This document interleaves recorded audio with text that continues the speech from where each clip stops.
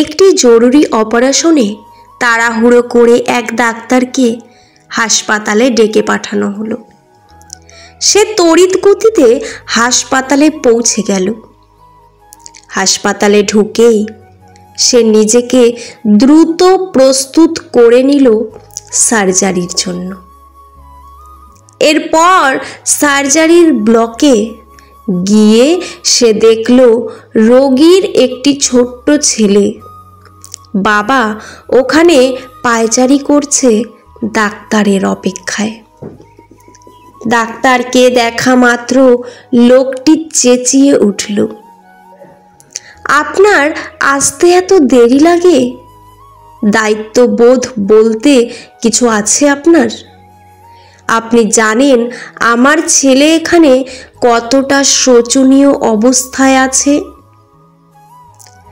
Doctor ছোট্ট একটা মুচকি হাসি হেসে বলল, আমি দুঃখিত, আমি হাসপাতালে ছিলাম না, বাসা থেকে তাড়াহুড়ো করে এলাম, তাই ক্ষণিক দেরি হলো। এখন আপনি যদি একটু শান্ত হন আর ধৈর্য ধারণ করেন তবে আমি আমার কাজটা শুরু করি। লোকটি এবার যেন আরো রেগে গেল। ঝাঁঝালো স্বরে বলল, ঠান্ডা হব? আপনার সন্তান যদি আজ এখানে থাকতো, আপনার সন্তান যদি জীবন মৃত্যুর মাঝে দাঁড়িয়ে থাকতো, তবে আপনি কি করতেন? শান্ত হয়ে বসে থাকতেন? ডাক্তার আবার হাসলেন আর বললেন, আমি বলবো পবিত্র গ্রন্থে বলা হয়েছে, মাটি থেকেই আমাদের সৃষ্টি আর মাটিতেই আমরা মিশে যাব। ডাক্তার কাউকে দীর্ঘ জীবন দান করতে পারেন না। আপনি আপনার সন্তানের জন্য প্রার্থনা করতে থাকুন, আমরা সর্বোচ্চ চেষ্টা করব। লোকটি পুনরায় রাগত স্বরে বলল, অন্যকে উপদেশ দেওয়া খুব সহজ, আপনার এমন পরিস্থিতি হলে বুঝতে পারতেন। এরপর ডাক্তার সার্জারির রুমে চলে গেল। 2 ঘন্টার মতো সময় লাগলো। সবশেষে হাসি মুখে ডাক্তার বের হয়ে এসে আবার হাসি মুখে বের হয়ে রোগীর বাবার কাছে এলেন আর বললেন, আলহামদুলিল্লাহ, অপারেশন সফল হয়েছে। এরপর উত্তরের অপেক্ষা না করেই ডাক্তার আবার বলে উঠলেন, আপনার কোনো প্রশ্ন থাকলে নার্সকে জিজ্ঞেস করুন। এই কথা বলেই হাসি মুখে সালাম জানিয়ে তিনি চলে গেলেন। এরপর লোকটি নার্সকে বললেন, এই ডাক্তার এত নিষ্ঠুর কেন? তিনি কি আর কিছুক্ষণ এখানে থাকতে পারতেন না? আমি ওনাকে আমার সন্তানের ব্যাপারে আরো কিছু জিজ্ঞেস করতাম। তখন নার্স জানালেন, ডাক্তার সাহেবের ছেলে আজ সকালে মারা গেছেন রোড অ্যাক্সিডেন্টে। তিনি আপনার ফোন পেয়ে ওনার ছেলের জানাজা থেকে উঠে এসেছেন, এখন আবার দৌড়ে চলে গেলেন কবর দিতে। একজন মানুষকে কখনোই তার বাইরের আচরণ দেখে যাচাই করবেন না, কারণ আপনি কখনোই জানেন না তিনি কিসের মাঝে আছেন।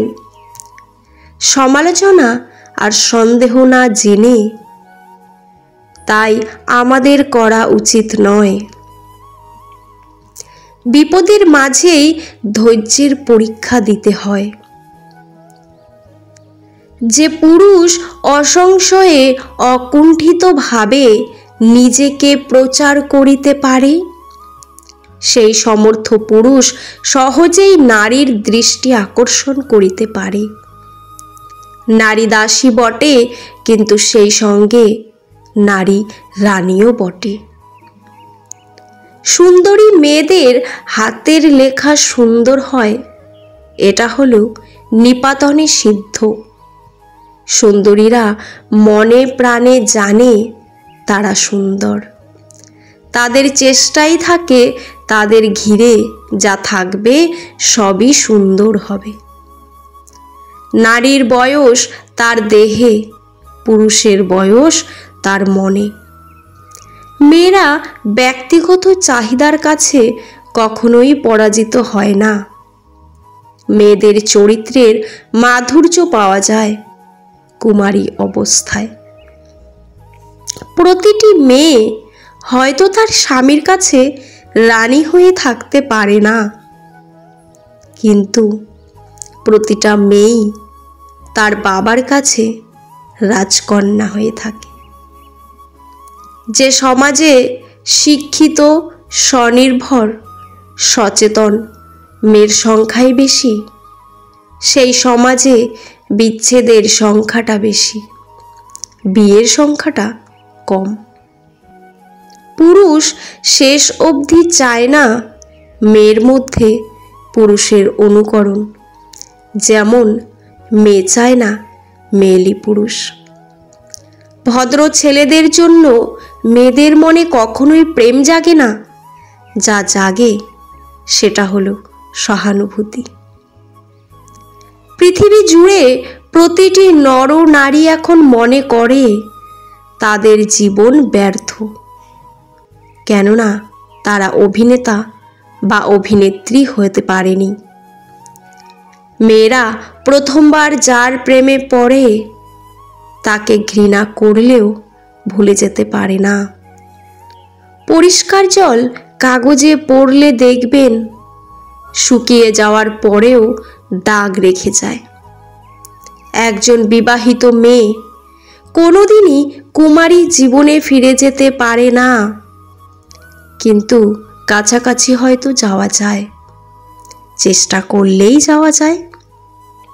যখন রাত আসে তখন ঘুম আসে, যখন ঘুম আসে তখন স্বপ্ন আসে, যখন স্বপ্ন আসে তখন তুমি আসো, যখন তুমি আসো তখন ঘুমও আসে না, স্বপ্নও আসে না। একটি একা মেয়ে ইচ্ছে করলেই বাজার যেতে পারে, ডাক্তারের সঙ্গে দেখা করে ওষুধ আনতে পারে, কিন্তু এসব করণীয় কাজ কেউ আন্তরিকতার সাথে করে দিলে এক ধরনের আরাম হয়, সেটা হলো মনের আরাম। রূপবতীদের সব অভদ্রতা ক্ষমা করা যায়, এরা অভদ্র হবে এটাই স্বাভাবিক, এরা ভদ্র হলে অস্বস্তি লাগে। মেয়ে মানুষের এরকম হয়, ওরকম হয়, সব রকম হয়, শুধু মনের মতো হতে হয় না। দরিদ্র পুরুষদের প্রতি মেয়েদের এক প্রকার মায়া জন্মে যায়, আর এই মায়া থেকে জন্মায় ভালোবাসা। নিজেদের অধিকারের ব্যাপারে সামান্য সচেতন হলে মেয়েরা নিশ্চয়ই বুঝত যে জগতে যত নির্যাতন আছে, মেয়েদের বিরুদ্ধে সবচেয়ে বড় নির্যাতন হলো মেয়েদেরকে সুন্দরী হওয়ার জন্য লেলিয়ে দেওয়া। মেয়েরা গণেশের মতো মা দুর্গার চারপাশে পাক দিয়ে যে জগৎ দেখে তাতেই তৃপ্তি, আর পুরুষরা কার্তিকের মতো সারা পৃথিবী ঘুরে আসে, অথচ কি দেখে তা তারাই জানে না।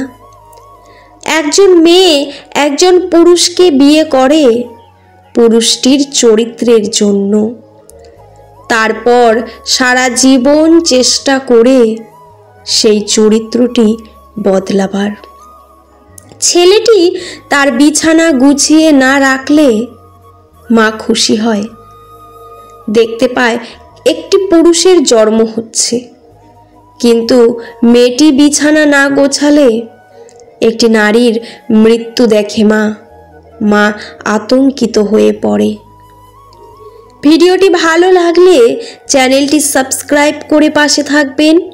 পুরো ভিডিওটি দেখার জন্য আপনাদের অসংখ্য ধন্যবাদ।